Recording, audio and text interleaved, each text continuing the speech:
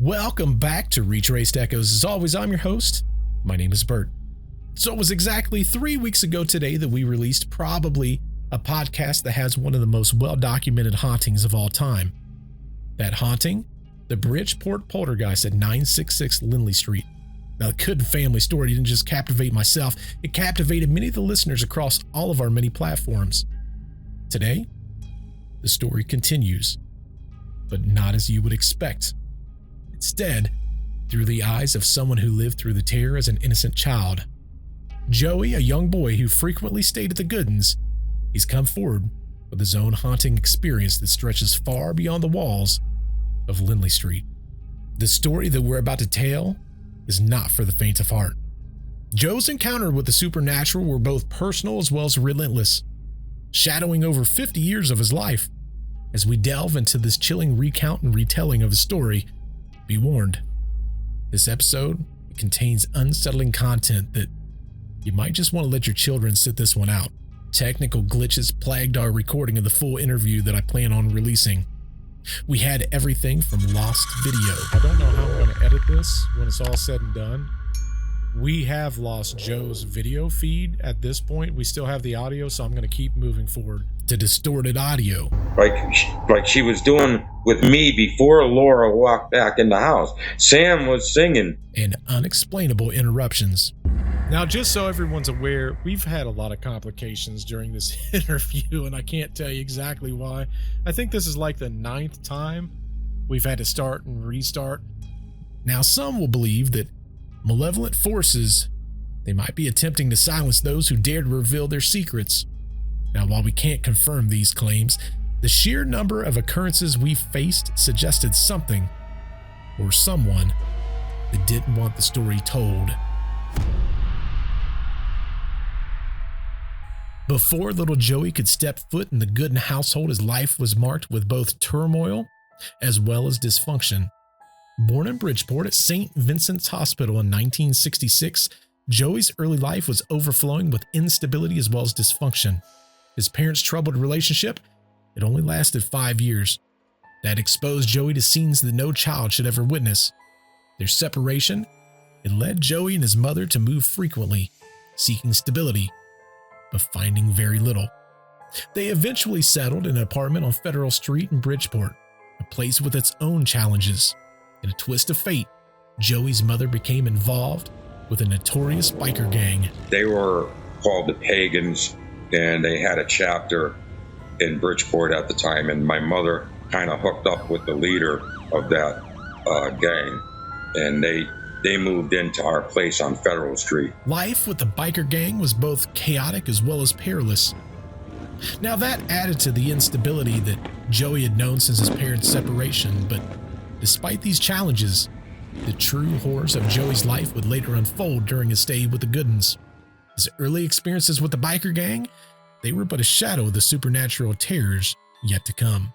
In the middle of 1972, Joey's mother brought him to Laura and Jerry's house for the very first time. When Laura opened the door, "Come on in," she greeted Joey with a warm smile. "Don't you remember me?" Asked if he remembered her. Now, Joey, he was feeling shy and unsure. He didn't remember Laura, but her kindness was evident from the very start. Now, Joey's first day at the Gooden house, it did take a terrifying turn within the first hour and a half. Laura noticed that Joey's clothes, they were dirty. They didn't fit him right. And worst of all, he had lice in his hair. Determined to help, she drew a bath. She filled it with bubble bath. After settling Joey into the tub, Laura stepped out of the bathroom, promising to be right back. "I'll be right back." As soon as she left out of the bathroom, the door slammed shut, and I got dunked under the water. And I was trying to get up and kicking, and I was being held down by my head, and I passed out.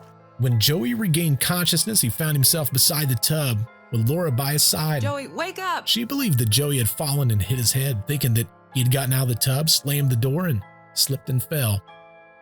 But Joey knew the truth. He had been held under the water by an unseen force, a malevolent presence that made itself known within hours of his arrival at the Gooden household.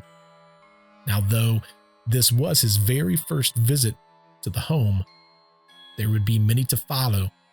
Joey's stay at the Goodens house, they became more frequent. and longer in duration. Initially, his mother would just go and pick him up. But over time, she began to leave him there for extended periods. Now, despite this, Laura and Jerry, they welcomed Joey and treated him with love and care. But not everything in the household had his best intentions in mind.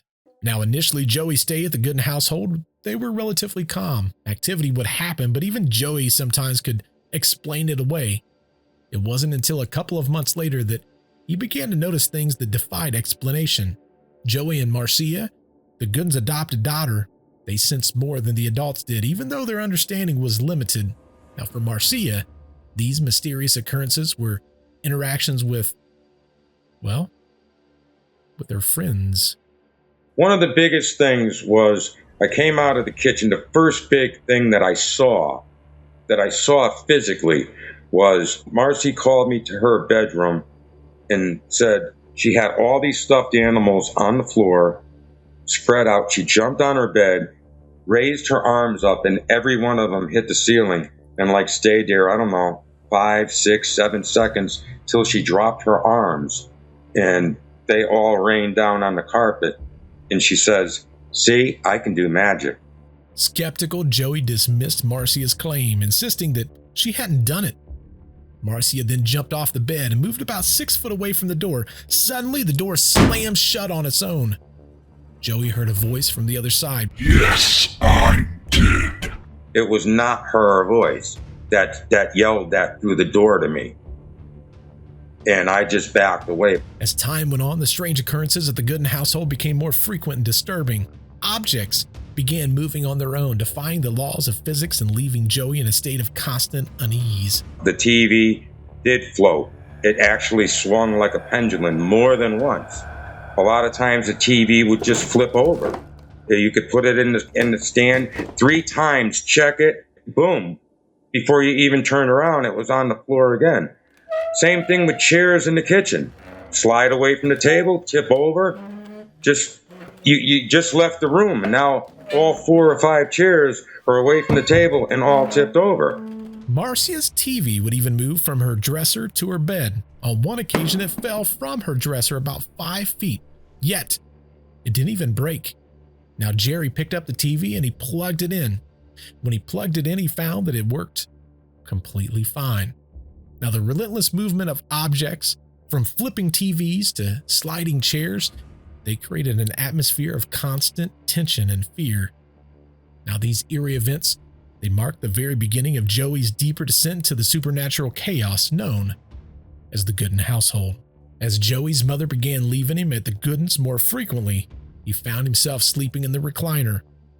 But this recliner, it had a mind of its own. That recliner hurt me. That recliner, falling asleep sometimes, it would throw you off. It would completely jackknife and squish you inside. A lot of times, I just took my blanket and went to finish going to sleep on the floor because it was too much. It was like putting a quarter in one of those Bronco Bulls. Laura, seeing Joey on the floor multiple times, decided that he needed someplace that he could sleep. So, they got him an old and sturdy roll-away bed. Likely it came from the neighbors. Now, this bed was heavy, it was wide, and it seemed like the perfect solution. From the first night that I went to sleep in that bed, I never woke up in the same room again. Yes, it did have wheels, but the thing was wider than most of the door frames, and there would be times that I would open my eyes in the kitchen, all the table and chairs pushed over to one side, and the bed laying the long way like that, and that little boy Joey just sleeping away. Jerry and Laura was completely baffled. Each morning, Joey would wake up in a different room, despite the bed being way too large to have go between the door frames. The unexplained movement, it became a regular occurrence, causing distress in the household. Now, one morning, Joey woke up in Marcia's room, prompting her to scream in terror. To prevent further interruptions, Jerry placed objects under each wheel, hoping to keep, if anything, the bed stationary. When they set the bed in the living room, Jerry put something under each wheel. And I remember him saying to me, he goes, That ought to hold you, slugger. Like, he had all these things jammed under all four wheels of this thing and woke up in the hallway. And he looked back, and all those things that he had placed were still in the perfect spots. I still don't know how I moved. But moving beds? Meh, mere child's play. Laura was outside doing laundry one day, leaving Marcia as well as Joey inside the I'll be house. right back in. Now, as soon as Laura shut the back door, Marcia came running out of her bedroom, offering Joey candy and heading towards the cellar. Now, Joey hesitated. He felt a cold chill as Marcia and the family cat Sam descended the stairs of the basement. The cellar had always given Joey an uneasy feeling, a sense of dread that he just couldn't shake. I saw her open the cellar door. So I got a cold chill. I didn't like the cellar, and the cellar to me was a bad place. So she goes, "Come on." Sam was behind her, and they both went down the stairs. So I get up, and I'm kind of slowly walking towards the cellar door. As Joey approached the cellar, he could see Marcia and Sam standing at the bottom of the stairs. She was calling to him to join them. Despite Marcia's promise of candy, Joey felt an overwhelming sense of fear. All of a sudden, something grabbed me around my waist, and it was like, almost as if I had a tight grip. I was lifted off my feet, carried down the basement stairs. The whole time I was trying to grab at the railing to stop the momentum of me being taken down the cellar stairs. An invisible force carried Joey down the stairs, slapping his hand away from the rail every time he tried to resist. He was released at the bottom of the stairs right in front of Marcia and Sam. Out the corner of his eye, he saw a black mass that retreated to the corner of the basement, disappearing into the darkness. Marcy said, "They're my friends. They want to be your friend.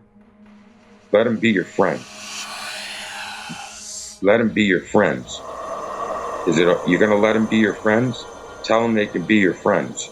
And I started saying it, "Okay, you can be my friends." As Joey reluctantly repeated Marcia's words, the black mass shot from the corner of the room and forced itself right down his throat.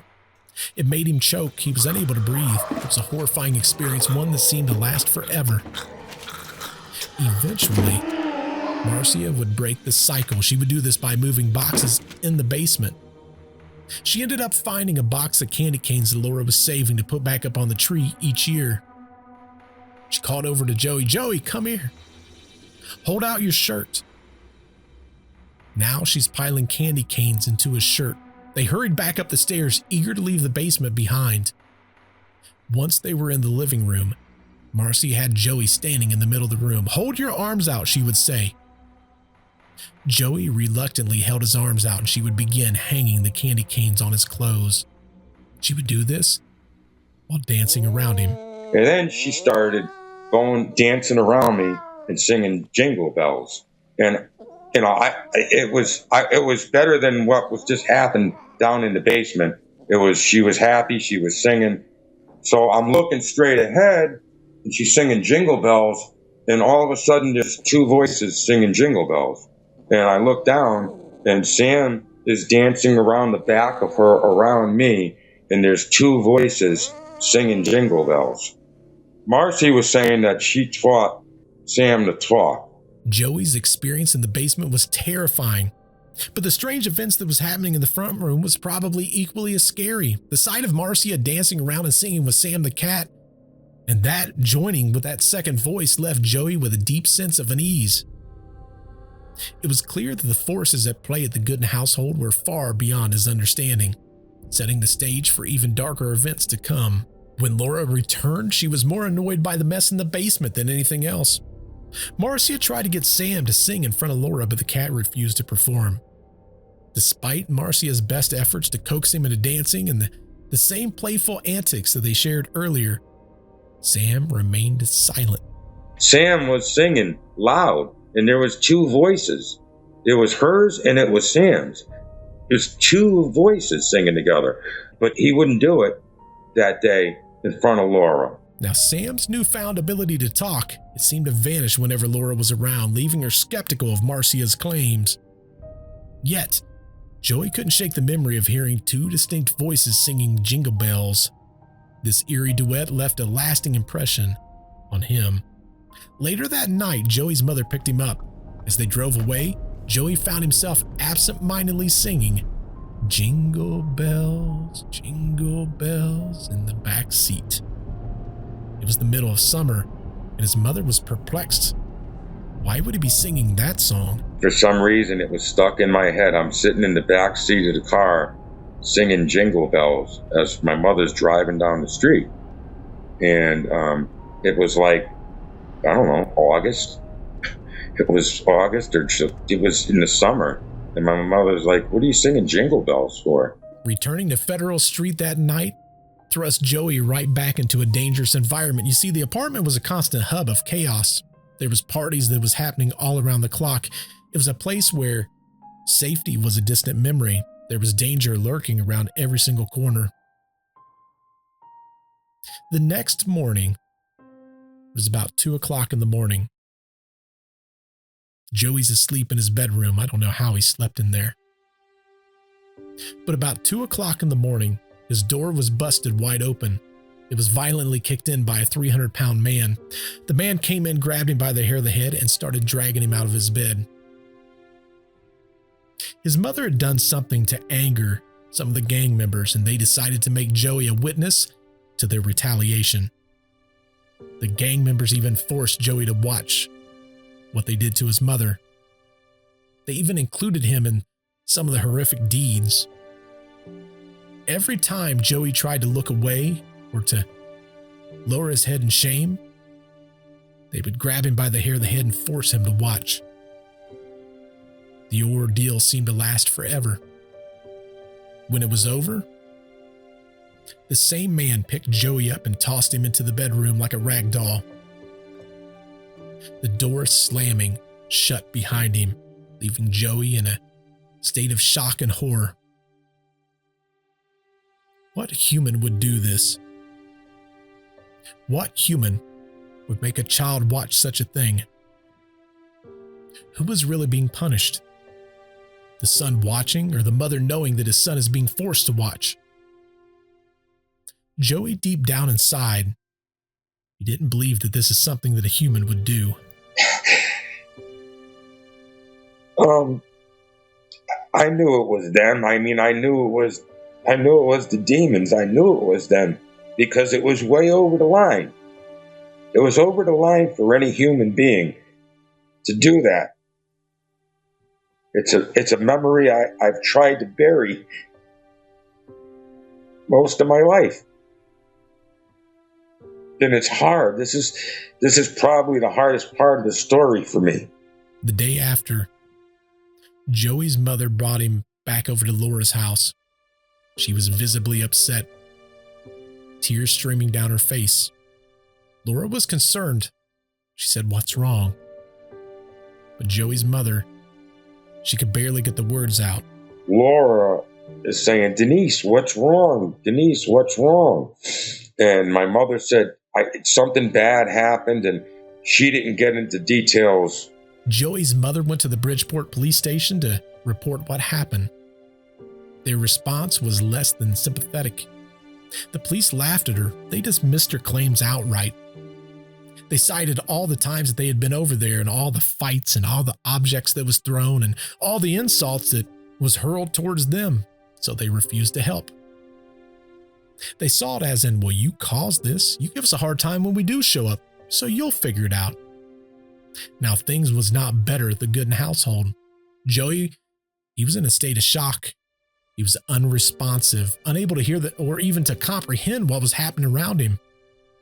Laura was attempting to communicate with him, but all she would be met with was a blank stare. I was like I was deaf. I didn't even know what I was after that night. What did I do wrong? No, what did I do? I did something bad for them to do these things to me. Even though everybody was trying to make conversation with Joey, no one was getting through.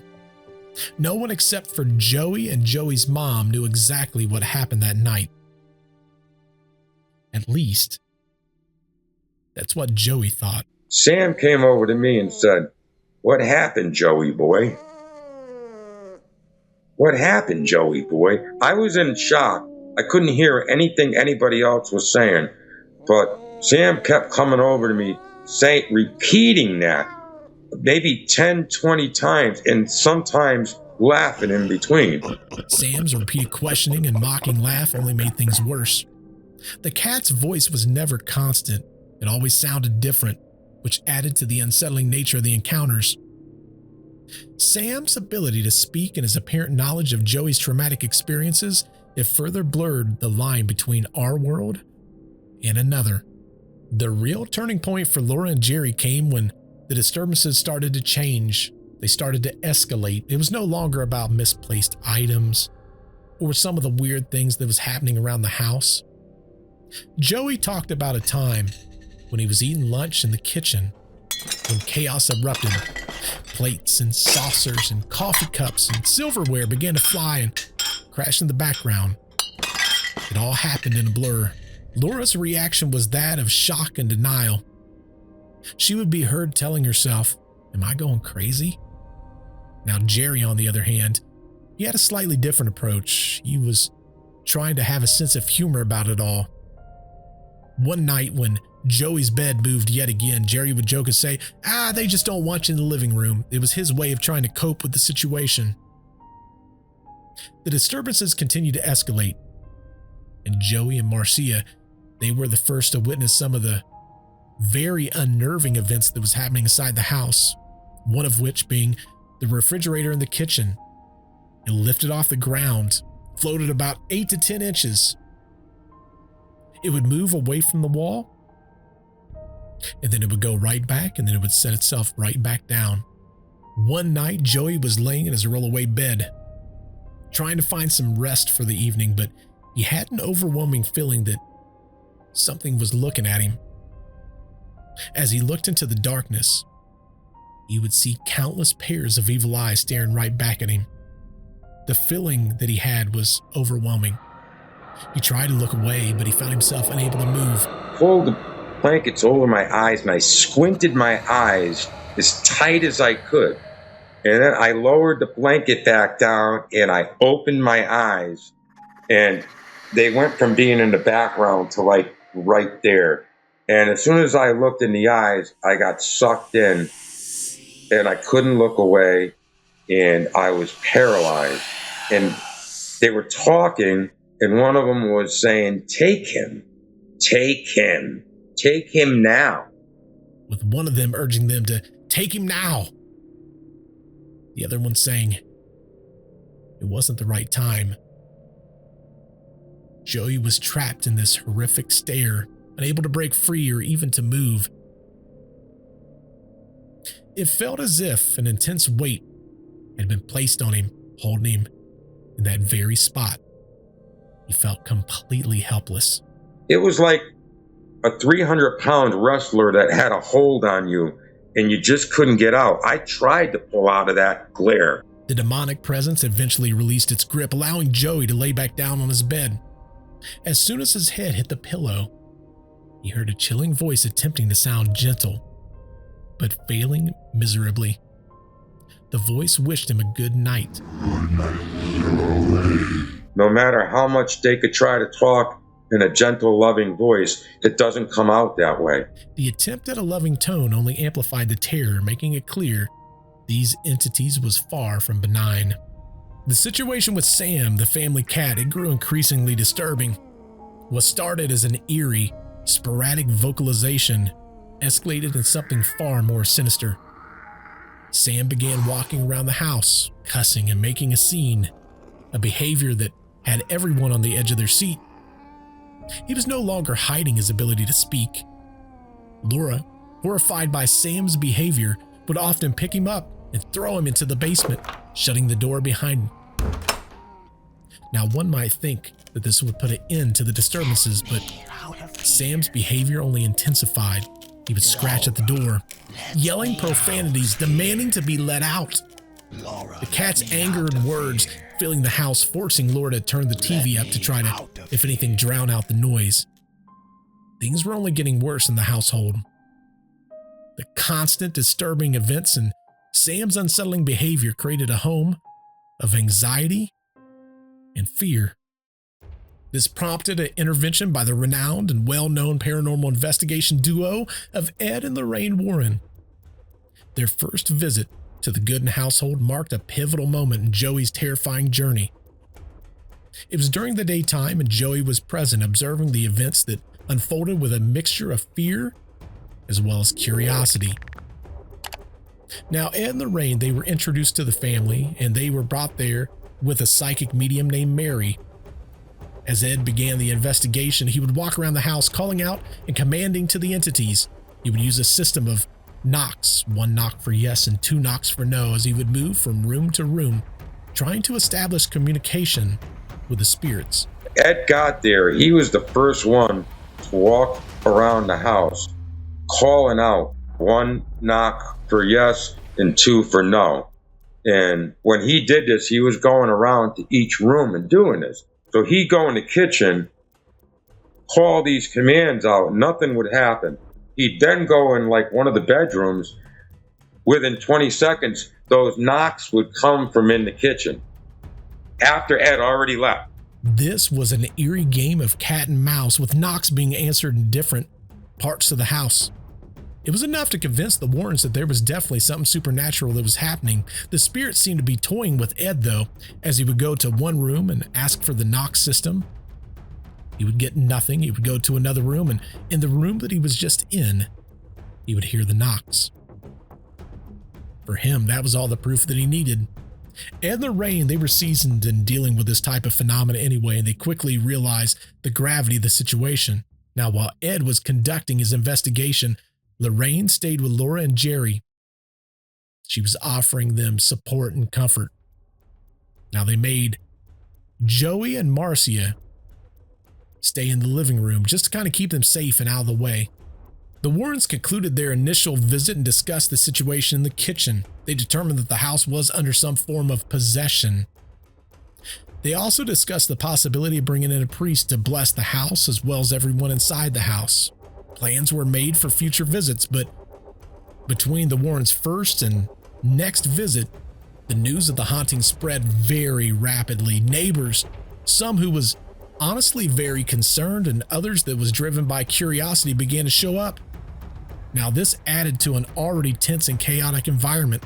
The Gooden household, now under the watchful eye of both supernatural and community, braced for what was coming next. News media ended up getting a hold of it, and that was a bad thing for Laura and Jerry because it brought down so many people that wanted to come and see what was going on. It was a swell crowd of over 5,000 at one point. There was one day that Joey's aunt decided that she wanted to pick him up. It took her 45 minutes just to get down the street, just based on the sheer number of people that was there. Now, Joey's aunt, she was 18 at the time. What a fun age. She was a pure bona fide skeptic. She believed that the stories was nothing more than exaggerated tales, and she wanted to know the truth for herself, and she wanted to see them with her own eyes. Her visit to the Goodens house would change her perspective drastically. When she arrived, she witnessed something so disturbing that it caused her to grab Joey by the arm and run out of the house in pure terror. She grabbed me by the arm and went running out of that house and into the car, and oh my God, oh my God, oh my God.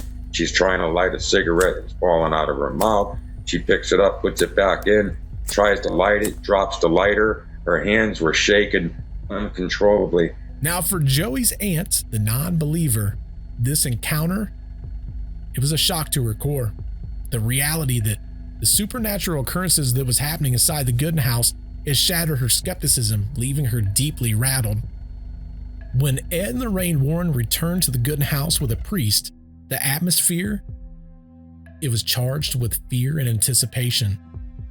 As they entered, it was a very interesting sight to see when 6 or 7 officers who had been, again, we're talking about police officers. These are people that have seen so many different things.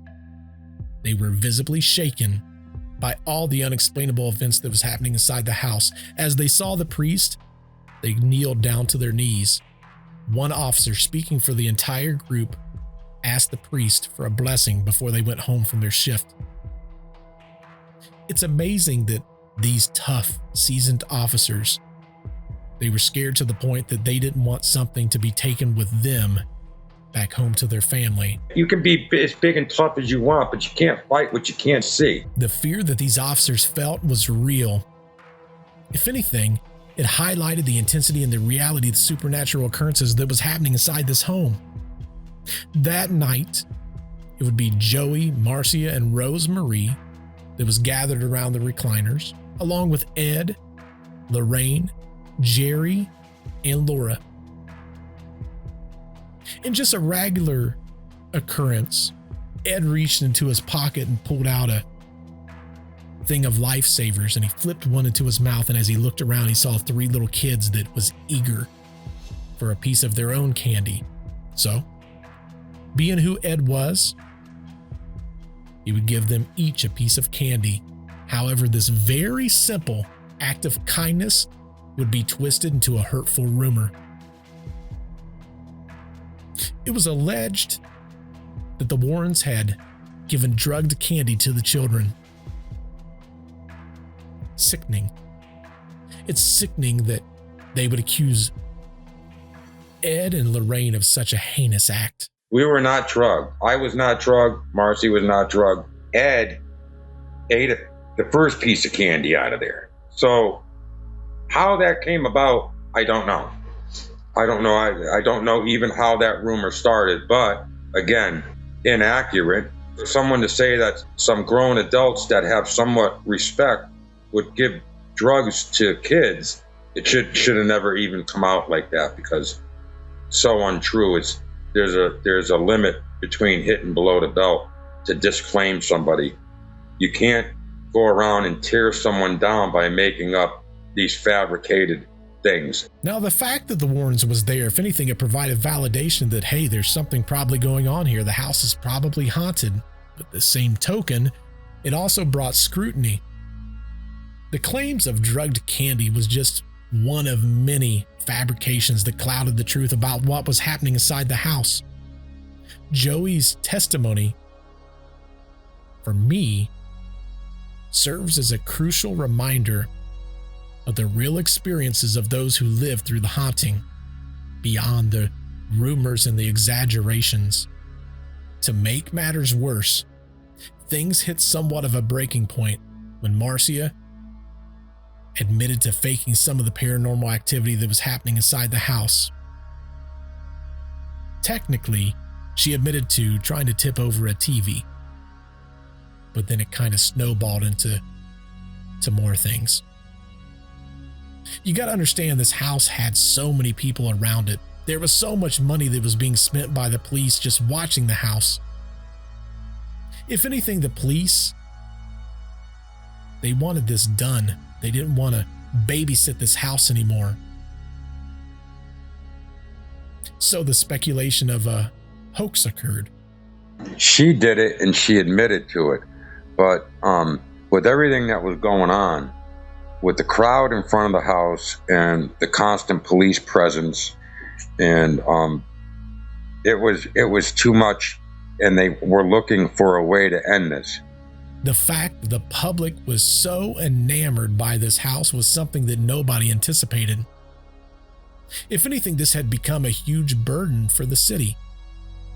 Marcia's actions had been seen as, if anything, for the police as well as the mayor, was to close the case. However, her faked account did not account for the numerous unexplained events that was happening inside the house, and oftentimes as witnessed by police officers inside the home. Marcia was not responsible for levitating a refrigerator that was 3 times her size, or for picking up a TV and swinging it like a pendulum in front of police officers. These incidences was beyond her control and clearly indicated that there was something way more sinister at play. Yet, the authorities, especially when it comes to the superintendent of the Bridgeport Police Department, Mr. Walsh, was under pressure from the higher-ups, including the mayor, to resolve the situation. He used some type of psychology. So, we're going to tell everybody that you were just doing magic tricks and you tricked us. Okay. And the way it was presented to Marcy was in a way that she was almost going to be a star. So she went along with it. I remember when I looked up, Laura and Jerry were standing behind her in the kitchen chairs, behind the kitchen chair. And they just both had a look of horror on their face that they couldn't believe that this was happening, when they knew that everybody saw what was really happening. And now this was being put on Marcy. Now, as Joey got older, he was able to look back at this situation and kind of understand what happened. As an 8-year-old, he couldn't.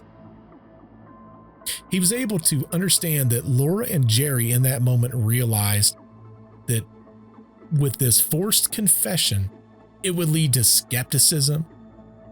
It would lead to ridicule.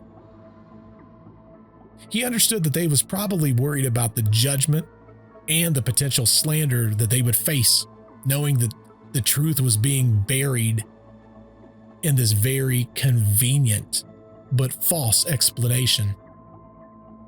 Now, in the aftermath of the chaotic events inside the Gooden household, rumors and hearsay, they only added to the confusion. One of the things that was speculated was that Lorraine Warren, it was said that she deliberately burned her wrist in a bathroom sink, and she did this by running the hot water over her wrist. Now, Joey, however, he didn't believe this story. He believed that Ed and Lorraine unfortunately was victims of misfortune.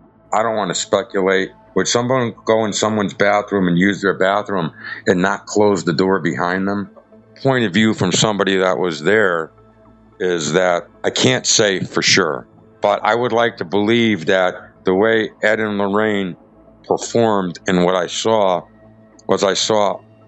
and I felt a lot of concern from them, and they were there to help. Now, for Joey, it wasn't just that the authorities was pressuring Marcia to admit that she had faked the supernatural occurrences. It wasn't that they was manipulating this young girl. It was the fact that they was also manipulating Laura and Jerry. They said that they would have to go along with the story. The officials made it very clear that if they did not cooperate, they would withdraw all the police protection, and the family would just be left to deal with a mob of onlookers all on their own. Ed and Lorraine, and this is from my point of view, had to walk away just shaking their head. Like, what the heck? We're here to help. And now they completely took, the authorities completely took over and ended it. And it was like a quick ending too, because once it was called a hoax, everybody left. Now, as everything continued to spiral out of control, Joey's grandmother made a desperate call to his mother. She urged her to stop trying to bring Joey over to the house, revealing that she had just learned the two men that was trying to burn the house down. Now, their misguided intentions was to burn the demons out. How crazy is that? They's more concerned with trying to burn these demons out than worrying about the people that was inside the house. Now, eventually, Joey's life would take a turn, and this time, a turn for the better. His mother met and married a kind man who became Joey's stepdad, providing him with somewhat of a stable and loving home in Stratford, Connecticut. They lived in a very nice area called Lordship, and Joey was able to attend school full time, and he enjoyed somewhat of a normal life, felt somewhat safe. It was about a year after the haunting. Joey and his family, they were heading to a pizza joint right there in Bridgeport, Connecticut, when they ran into Laura, Jerry, and Marcia. My mother kept walking. They walked right past Laura, Jerry, and Marcy, who were sitting at a booth. And I froze and stopped. They kept walking. And Laura looked at me and just hugged me and started kissing me. And Jerry. And so then my mother saw what was going on and saw it was Laura and Jerry. So now it's like a reunion. They pushed tables together and got out of the booth, and we all sat down and were reminiscing over the past year. So they were bringing each other up to date, the adults. And me and Marcy they had 2 tables or 3 tables put together. Me and Marcy were at the end. We were sitting across from each other, and she kept looking at me and smiling and laughing because we didn't have a great relationship, but she kind of showed that she missed me. So she was wearing a bracelet that was like macrame, and she was telling me that it was an Indian bracelet, and it had these blue beads on it. And she was all showing it to me, and the parents were kind of huddled close to each other, talking about what's been going on with me, what's been going on with them at the house since everything. The conversation between the adults revealed some very chilling developments. Joey's mother recounted how they'd had an exorcism performed on Joey. He had been experiencing terrifying episodes, waking up at 2 o'clock in the morning, his eyes wide open, speaking in a strange, raspy voice. Desperate, they called in a priest in training to perform the exorcism. That the priest had my stepfather and my mother stand out in the hallway on the 2nd floor of the bedroom. And as soon as the priest walked in, the door slammed behind him. And I guess he was scared, but he tried to go on with what he was doing. And I don't remember any of this. I only know what I was told is that this man had a lifestyle that the demon knew about and called this guy out on it and mentioned names. And this priest got so scared that he turned around to open the door. It wouldn't open. He was pulling, he was banging, he was screaming for my mother and father to open that bedroom door. And it finally opened, and he ran down the stairs screaming, "I can't do nothing for him. I can't do nothing for him." And he went running out of the house. With everything that was going on, Joey's encounter with the supernatural, they were far from over. As he went through with his life, the presence of the entities followed him, making him feel constantly haunted. He never felt alone. The entities was always there, constantly reminding him that they were there also.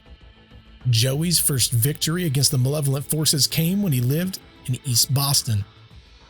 One night, at the usual time of 2 or 3 o'clock in the morning, his closet doors violently swung open. Shoes and boots began to fly at him at such a force that he cried out in pain. So I jumped out of bed and I demanded him to come out.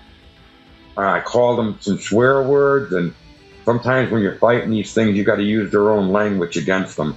It came out. It just manifested out of the closet and locked eyes with me. I matched his hatred and his anger. He wasn't sucking me in like they've been doing my whole life. I was pushing him back, and we were still locked eyes. And when this happened, I saw a sign of worriness in that demon's eyes.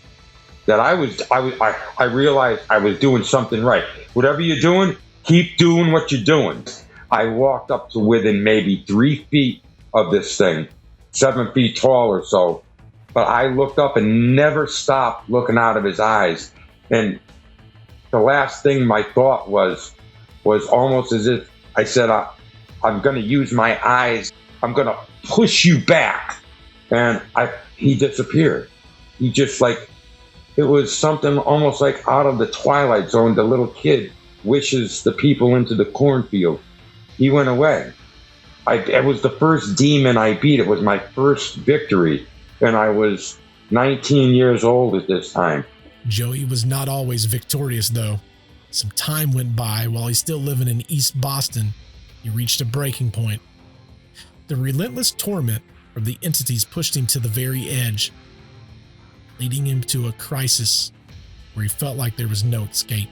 I had it. I just couldn't take it anymore. And, some people would say, well, why would you consider, something that's not good for you to do?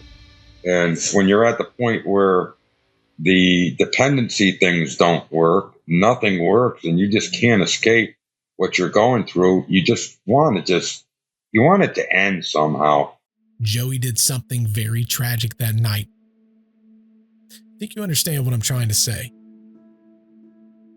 As he lay there drifting in and out of consciousness, he would look up and start screaming at the very demons that was looking down at him, smiling.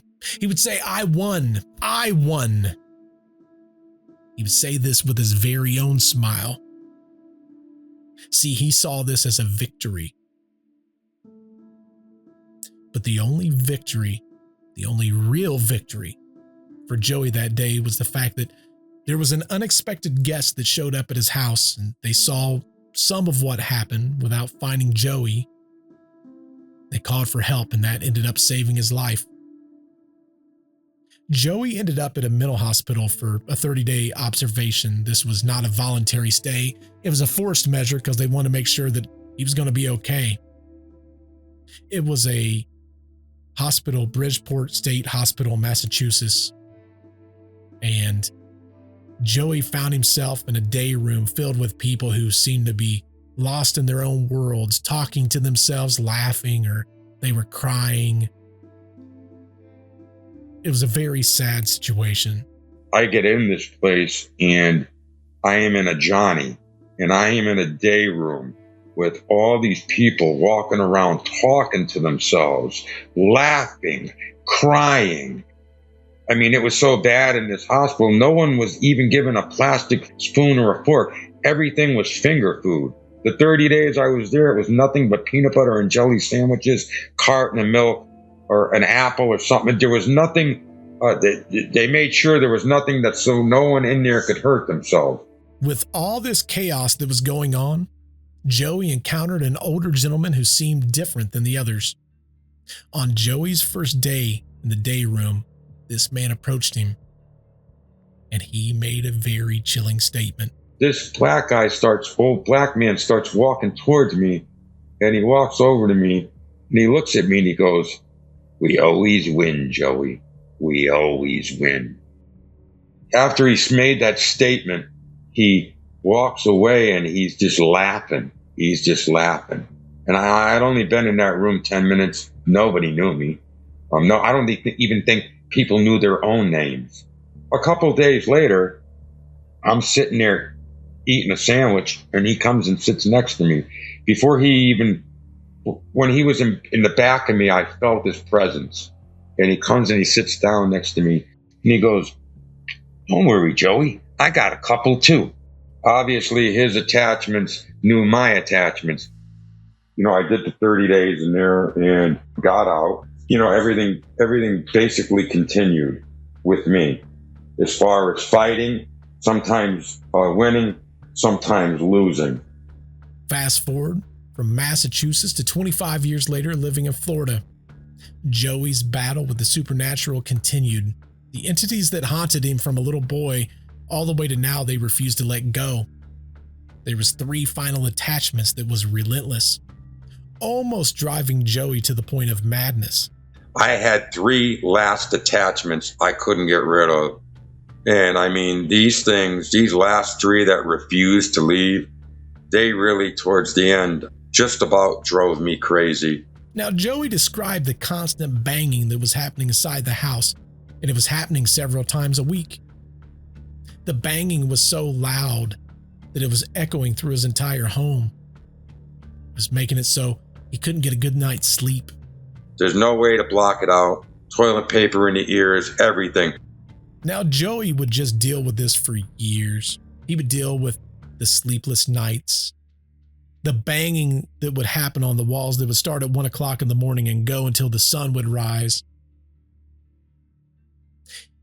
And all of this would show on his face. He would have the deep, dark bags underneath his eyes. Now, despite all of this, he would never tell anybody. He would never confide in anybody. He feared judgment. He didn't want to be seen as being crazy. Now, desperate to rid himself of what he perceived as having these demons, which eventually would be shown as just that, having demons, he finally told a friend.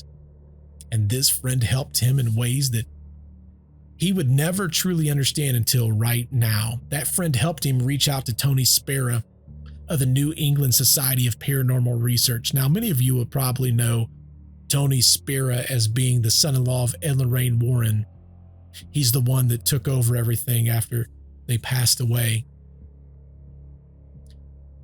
Now, Tony developed a relationship with Joey, and Tony documented all of their conversations, which spanned about 20 hours. Now, Tony quickly assembled a team, and he contacted an archbishop in Canada by the name of Archbishop Plato. They orchestrated an exorcism that would rid Joey of the final 3 demons. Now, that exorcism was successful, and for the first time in 50 years, Joey felt a profound sense of relief and of freedom. The first night that I laid down in bed, it was the first time in 50 years that I was alone. My mind, my body, everything belonged to me. It felt like I was giving myself back, if that makes any type of sense. After 50 years of torment, it felt good to be myself with my own thoughts. This newfound freedom, it allowed Joey to reclaim his life. The support from Tony and his team, as well as the enduring legacy of Ed and Lorraine Warren, they provided Joey with the strength, if anything, to move forward. In an emotional recounting, Joey shared a very haunting memory from 1981, one that stands out amongst all the rest. At the time, Joey was living with his grandmother, who had custody of him. They lived over on Prospect Street in Bridgeport, Connecticut, in a rooming house with multiple tenants, multiple floors. Now, despite the relative safety of the new home, Joey, he couldn't escape the entities that tormented him. So one day, overwhelmed by the situation, Joey looked up Ed and Lorraine Warren's number in the phone book in Monroe, Connecticut. To his surprise, the number was listed. So he called.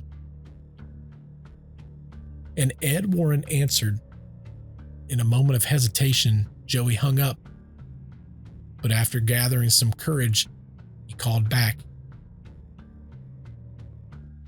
Ed recognized that it was the same caller and urged him to talk. He picks up the phone. Hello. And he says, "You're going to talk?" And I said, because I didn't know what to say. I said, "Mr. Warren, I don't know if you remember me. The Goodens used to babysit me." I said, "I was a little boy that was there when you and Lorraine came." And he said, "Joey." He remembered, it was 7 years later, but he remembered me. And so right away, he's like, "Hey, how you doing? Where are you?" And, he's catching up with me as far as, what I've been doing the past couple of years. And I explained to him that I was living with my grandmother. My dad got divorced from his second wife. So my grandmother had custody of me, and I was living on Prospect Street.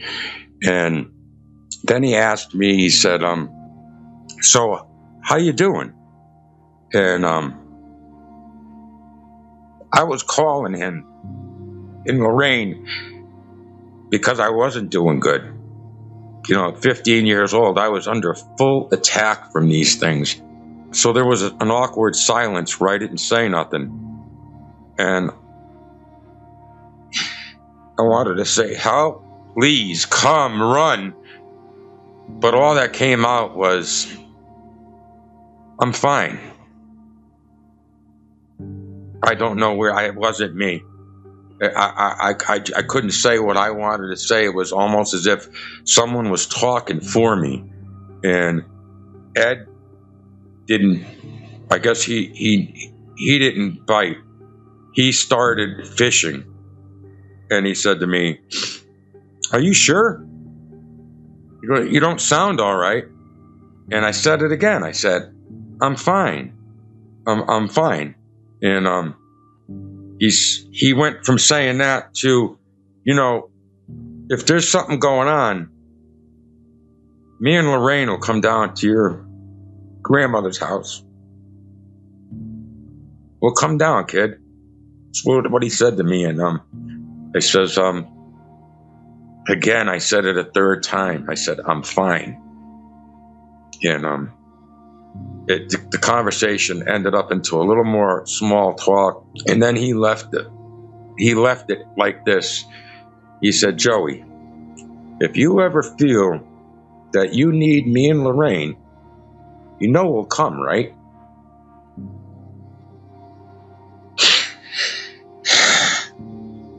It's so hard for me. And I said, yeah, thank you. And he says, all right, keep in contact. And that was the last time I spoke to Ed. Yeah, I heard something, and I'm not going to say because of the other party, but that there was actually a little note written on this and put in a folder of me calling him that night. And someone has that. I had the chance to have them come down, and they would have came down, and they would have brought a priest, and I probably could have got out of this thing a long time ago. But they wouldn't let me. It was, that call haunts me every day of my life. And as I bring the story to a close, the way that I came up with this podcast was an interview that Joe was able to sit down with me, and we sat for 2 hours and 25 minutes and just hashed out a lot of stuff that I could not cover in this podcast. A portion of it, obviously, I did. So if you want to hear more of Joe's story, you're going to want to go over to my YouTube channel and subscribe. I'm going to be releasing the entire unfiltered interview on my YouTube channel. So go over there, make sure you've hit that notification bell. It's going to get released in probably 2 or 3 days, would be my guess. Now, the extended interview, it delves into all of Joey's life, his struggles with the supernatural encounters. It is raw and it is very unfiltered. So if you're looking for something that's going to leave you, if anything, speechless, you're going to want to go check that out.